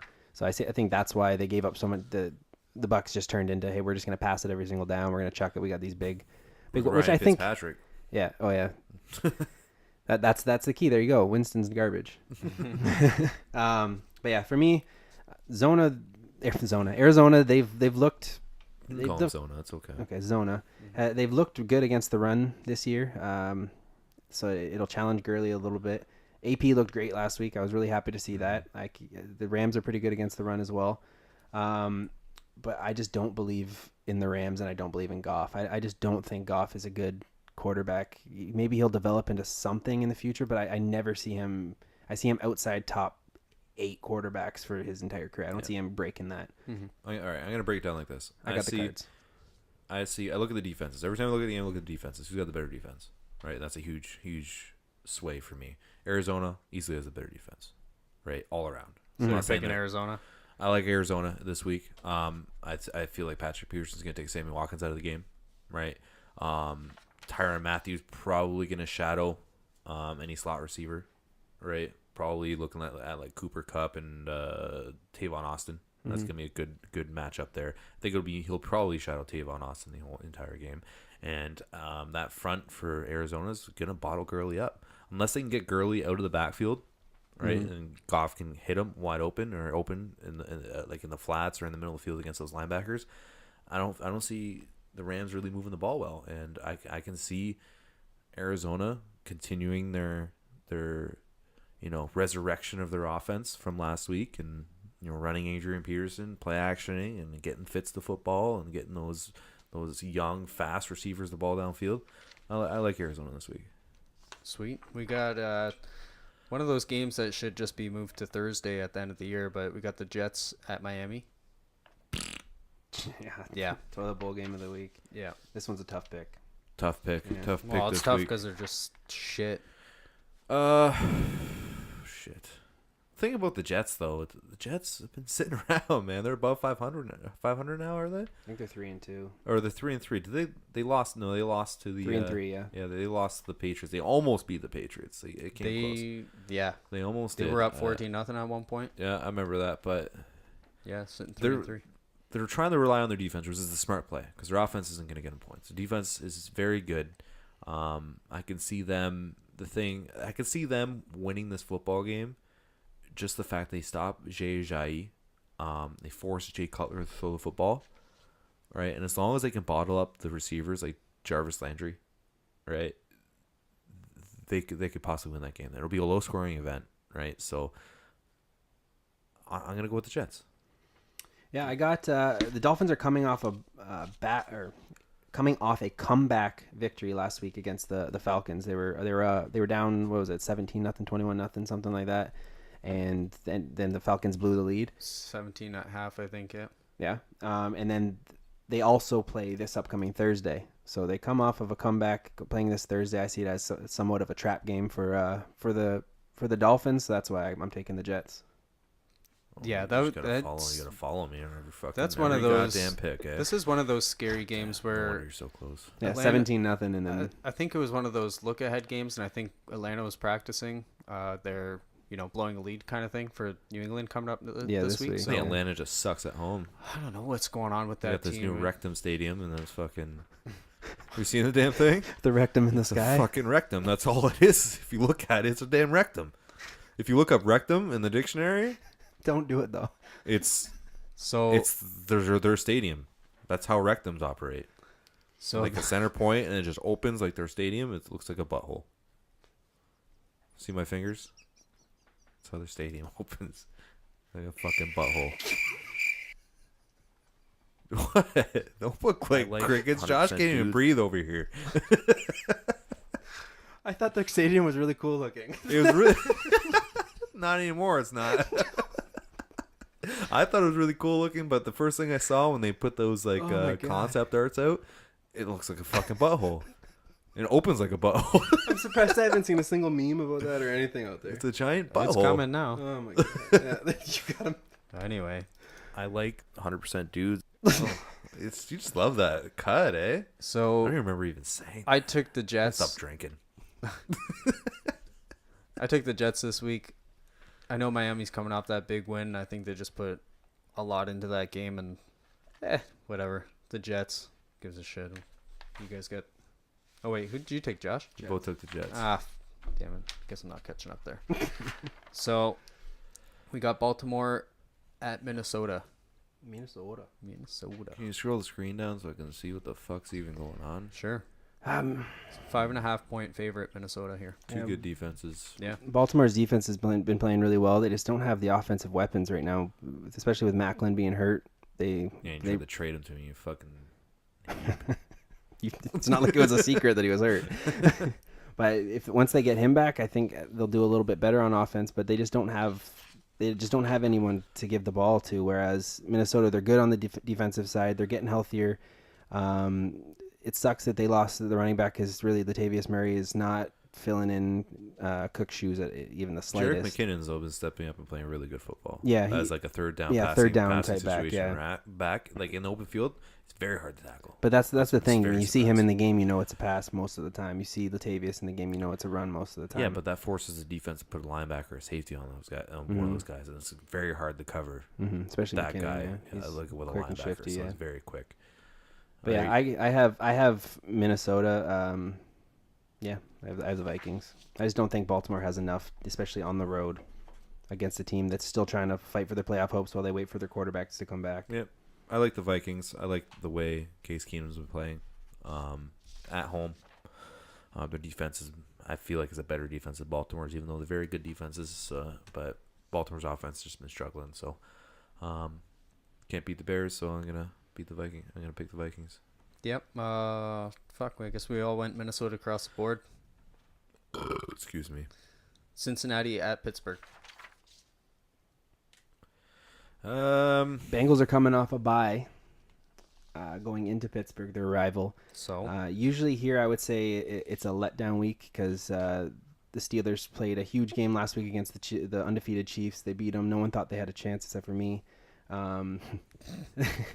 Here we go. This is a rival game. I think Pittsburgh's still trying to get off that stigma of what we talked about I don't even know when we talked about it. It was a couple weeks ago. We were talking about how their locker meltdown and everything. I think they're still trying to improve. They have a lot to go out there and improve. They have a lot of offensive weapons. I think Pittsburgh's got it. I think the team's going to try to help Ben Roethlisberger feel that he's not shit. Yeah. You know? Well, he played pretty well last week. No, and that's the thing. Le'Veon Bell's insane, man. His style of running, he takes a little slow approach to the line, finds that hole, and explodes through it. Yeah. He makes a 1 yard gain into 8-9 yards every single time. But that's more on the offensive line, in my opinion. Right? Those guys got to hold their blocks without actually drawing a penalty before he can sit there and chop his feet.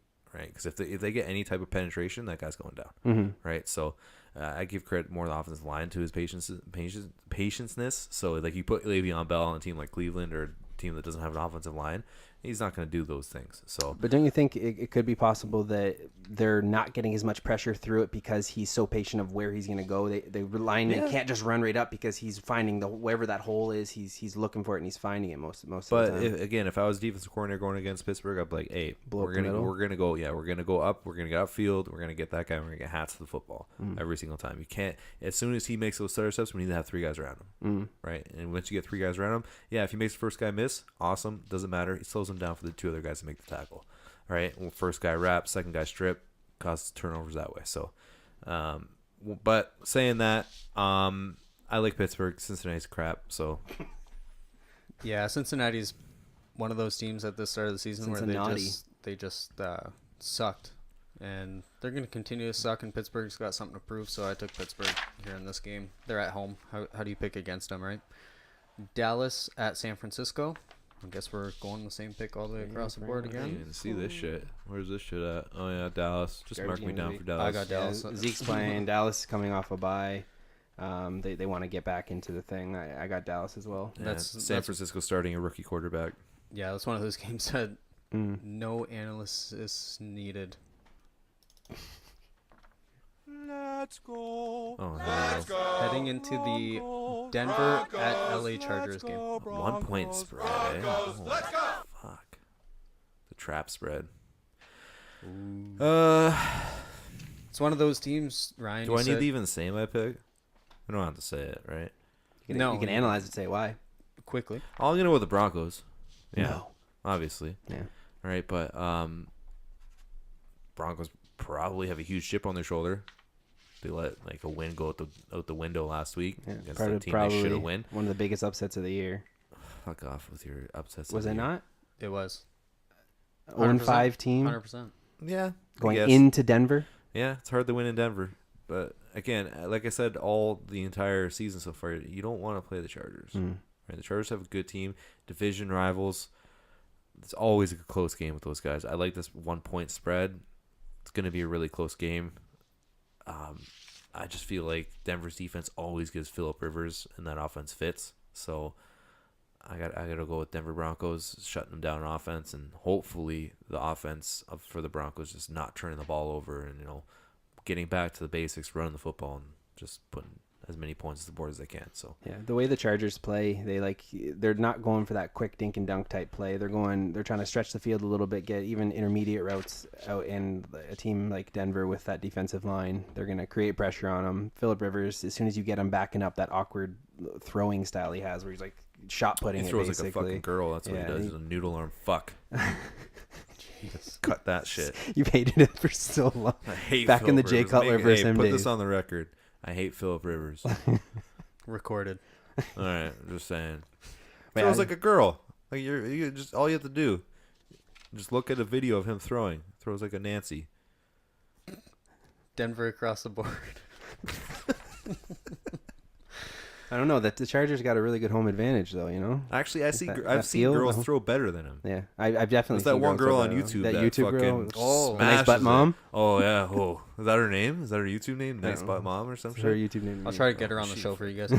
Imagine if we get an interview with her. Yeah, we all got Denver, right? Yeah. Yep. So going to the last 4:00 game is going to be Seattle at the Giants. Giants got their Super Bowl victory last week. Giants won the Super Bowl last week. Yeah, so. Biggest upset. So I don't want to say it's a letdown week this week or anything, but it's you can't have as much energy going into it after you finally got that one win. You don't want to be. No team wants to have a 0 on the board. But Seattle's coming off a bye. I got Seattle. Yeah, it's hard to not pick Seattle. Yeah, but I don't like them on the road. Yeah, but when you look at the Giants, Mm-hmm. the Giants' mentality in locker room right now, it's playoff football for them. They have to win out. Mm-hmm. Right? They got to win all their games. It's win or go home. Mm-hmm. At that point, they're selling out. But when you look at it and you look at the offense that the Giants are like putting on the field and how their scheme is going, that's just not going to match up well against the Seattle Seahawks defense. They're too good at the linebacker position, too good at the safety position to let Evan Ingram run free the way he did against the Broncos. Right? They're gonna focus on them. They're gonna focus against stopping the run game, right? And they're gonna play their Seahawks safe possession football, and they're gonna win that game. I don't see that being a high scoring football game either. So I got the Seahawks. So I took Seattle as well. It's the Giants finally got their one win. They avoided that 0-16 season. So, and Seattle coming off the bye, it's tough to pick them on the road, like you said. I'm pretty much right there with you, Josh. That they're tough to pick on the road, but it's the Giants and that depleted offense and defense. So I got Seattle. Atlanta at New England. Good game. The Super Bowl rematch. Where we lost our ass last year. Oh, I hate betting. That was a nightmare. Oh, fuck you. But we got 3.5 point favorite New England at home. Yeah, Atlanta had that like we said earlier. They had the upset thing, the look ahead week last week clearly because they go in and they blow a 17-point lead to the Dolphins. Like that just shouldn't happen, especially they're at home. They're at home. Yeah, they suck at home. Like it's great, but they suck on the road as well. Yeah, they lost. I think a couple games this year where they should have won like outright. Right, so. But to me, this happens almost every single year. The team that loses the Super Bowl doesn't make the playoffs the following year. And it's looking like it could happen again. They're losing these games that they should not be losing. You can't lose the easy games. You got to win the easy games and they have really a good team, like a really really good team. This is a really good game. Yeah, is it a tough one? It's a very tough one. Well, it's a really very it's a good Sunday night game. Yeah. Not as good as the Monday night, but it's raging a good one. tough. What you got? What? Are you guys gonna make a pick? We're running. I'm waiting for Josh to make his pick so I can follow him. Well, I got New England. I thought I already said it. Oh, you didn't say shit. But yeah, I think Tom Brady. I think Tom Brady makes. You're the trying worst, to think man. of some bullshit. No, but honestly, I really like I like the Patriots just because I think Tom Brady. Like I know Atlanta fucking. Starting next week, we have to Starting next week, we have to write down our picks and give them to Paul before the show, so you can't do this bullshit. I'm not even but honestly, seriously. Who you got, Josh? Okay, yeah, I think Tom Brady. But fucking, he's the daddy of the Atlanta Falcons. That's it. All right, you ain't got shit for that. You got New England. That's it. Jesus Christ.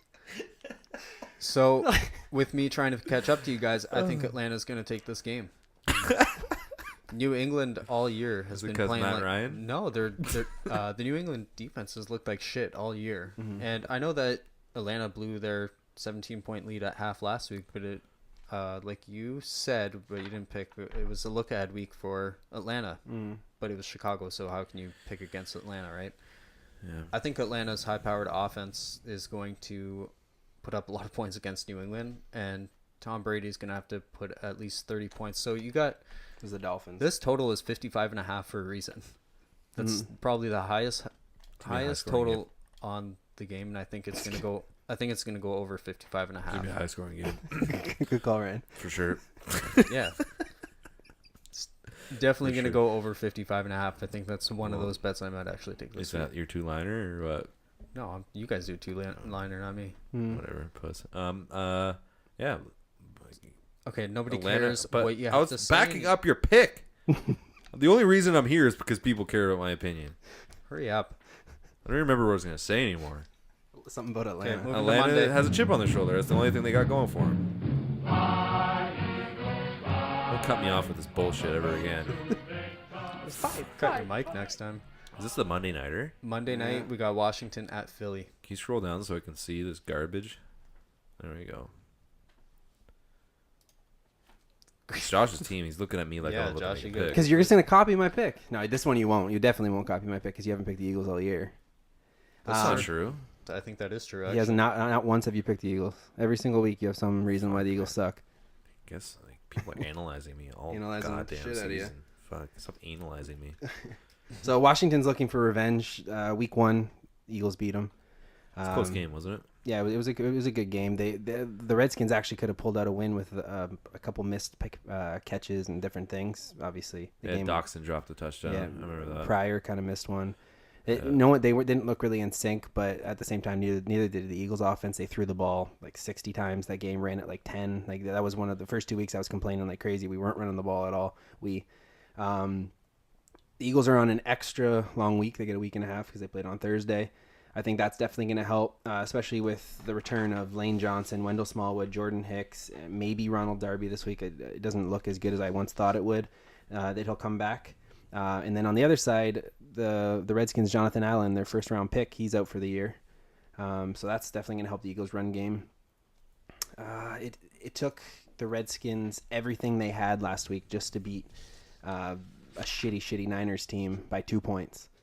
I just don't think the Redskins are that great of a team. They're not a complete team. They do have their holes, and it's in Philly on the long week.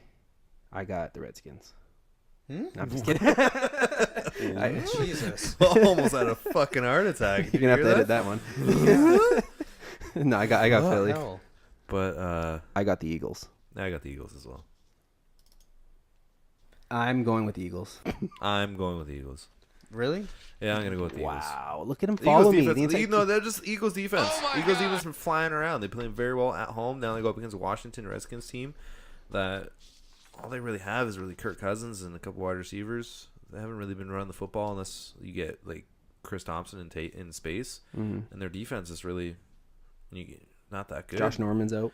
So Alshon Jeffrey, Carson Wentz combination, look for that. And Carson Wentz been putting up really good numbers. Zach Ertz continue his dominance, being the best tight end right now. Numbers wise, best tight end in football. Yeah, and he's got really good numbers, and those linebackers for Washington, I don't think they can match up against them. So, yeah, I like the Eagles. Well, let's head into the locks and upsets then. Sir, who do you pick? Who do you pick? You didn't tell us. I got Philly.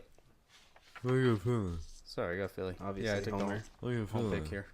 That's a tough game. That's gonna be a really good Monday night game. And yes, if you're into that kind of thing. So no locks or upsets during that segment. So let's get them out of the way now. I got the whole thing here. So, well, my lock, I think it's easy this week. Is it? I don't think so because Philly's not, or is Philly favored this week? Philly's favored, but I don't. You don't want to take. But you don't. Well, I think I'm taking Dallas as my lock. It seems like really the only one, especially if it's a survivor pool or something you're playing. It's the only one that I feel really comfortable with. What was your you said 9-1? 9-1. About to be 9-2 with that probably. Hopefully. Fuck you, Dallas. So who's your upset then? My upset. You pick your lock and I'll come back with my upset. I'm going to go with Dallas as my lock. Oh, wow. Of course you are. Next week, you have to have it written out, all your picks. Next week, you can do a little bit of prep, write down your picks. Ryan's you want me to go my upset first? Ryan's go with your upset. I'm probably going to pick the same upset as you. I'm going to go with the Jets. All right, well, I'm switching mine up then. Damn. Who you got, Paul? Okay, so for my lock, actually, I'll follow Paul now. This guy's 500. Fuck off. Howard, what's your record? Oh yeah. So I got Arizona as my upset this week. They are the underdog in St. Louis by 3.5 points. Mm-hmm. I have to pick them. I said it's 500 or it's a 50-50 game for me, but with the emergence of Adrian Peterson. Wait, didn't you pick the Rams? No, I took it. Arizona. You said you picked the home team. No, I said the homer. Homer team? Yeah. So. Huh? He's the homer. He's a fan of the Cardinals. Let me see what the fuck you wrote down over there, bud. He puts all. It's right there, buddy. What the fuck? So, anyways, that's my upset, and then I'm gonna shock you guys with my lock this week. Oh. I'm taking Atlanta outright. They're going to beat New England. they're the underdog, but Double Why wouldn't you upset. take them as your underdog then?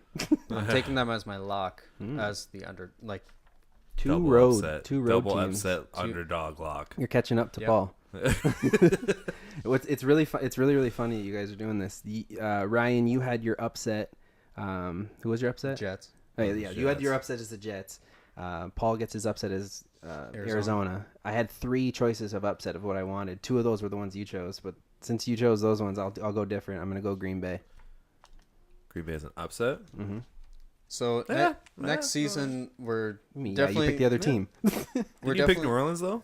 No, I picked Green Bay. we're definitely next year gonna do a gold, silver, bronze pick system. So Worth that way more we points do or something. points. Yeah, it'll be a little bit more competitive here. That way these actually mean something. So last week, Wait, this doesn't mean anything. It means a lot. Oh, There might be another. Your trophy. locks and stuff don't mean as anything. Yeah, There's they no, don't mean obviously. nothing extra. I'm 1-8, 2-8. That's true. If we made these extra points, I'd be up quite a bit. Yeah. I think so. Yeah. So last week we missed our 2-liner of the week, unfortunately. So fuck, we're we gotta one do and this again? we're 1-1 on our 2-liners. Now the reason we missed, obviously, we mentioned at the beginning of the show was that Ryan had the Lions first time, last time kind of pick, plus 4.5 points. So this week we're gonna. What was the other pick? And did the other guy get it right? He did get it right. Oh yeah. wow. Steelers upset money line. That was Jesus. All right, what do we got? You want me to go? You want me to go first? Yeah. Ryan, I'll go with the Broncos. Give you first pick. You Money want line. Broncos money line? Yeah, Broncos to win. I like that. I'll go Green Bay money line. I think they're gonna be in. Oh fuck! Nobody saw that coming. So you got, who did you say, Josh? Green Bay. Green Bay money line. He's got Broncos money line. It should pay out some good money. Get me that 10%. Yeah, let me get some of that cash. Straight cash, homie. Yeah, I think Denver is going to be. I think that's going to flip a little bit, and it's going to be even by then. Well, place It'll the be a bet pick. now. Okay, we'll look at it after. So this week's 2-liner, like I said, we're 1-1, and we're going to have to go with Green Bay on the money line and Denver on the money line. I'm surprised they didn't pick a spread this week. He's learning. Fucking 2-liner. Fucking 2-liner. It's a 2-liner. I like 100% dudes. Love that shit. Holy fuck. So that's the show there. So next week we're gonna have Tom Mazeway on. I think we're gonna pre-record it and then Can't wait, drop Tom. it in. Can't wait. I believe because 6:30 start. So you guys will be here for 6:30. Try my best. Okay. That's it. Let me. I'll leave at 6. You got to leave at 6. Well, I'll leave at 6 and I'll be here for 6:30. What time are we at right now? I think it's Hour- something we should be discussing hour and off the 37. air. But Okay, yeah. so yeah, I'm not gonna say anything. Next week I'll have the rest of my top Just want 32. to mention the Leafs are yeah, up you 4-1. did. So you did bottom 11 today, right? So we'll go the next 11 after that. Sure. Well, I'll refresh the 11 I had, which won't change, and then I'll go up to the playoffs, and then we'll say who's gonna be in what spot, in what seed and stuff. Sure. Do that. Eagles number 1, obviously. No. Spoiler alert. Take us out. All right, so yeah, if you want to email us, you can at sportscastingcouch@gmail.com. Follow us on Twitter at @SC_couch, Facebook.com/sportscastingcouch, on Instagram at sportscastingcouch, and now freshly new on iTunes. Just search Sportscasting Couch in whatever platform you use for it. in the search bar. iTunes. Didn't I just say that, iTunes? Yeah, if you said whatever platform. Oh, I meant like on your phone or It's on your okay. computer It's or okay. wherever you're doing It's it. the first episode where we have iTunes. It's all good. That's yeah, true. it's really exciting. All right, let's start the whole episode over. If anybody wants to send in any questions, you know what? That whole segment that we had in the news about the NFC North, that was posed as a question from one of our listeners, Brad. But it was already one of my segments, so I was like, I'll just roll it in as that. But if anybody wants to obviously email us, then we got that Gmail set up there. And Thanks, Brad. yeah, thanks for emailing. Actually, no, he Facebooked us. That's what it was. Yeah. We used the Gmail. So we'll see you next week, I guess. Next week. Who the fuck is Brad?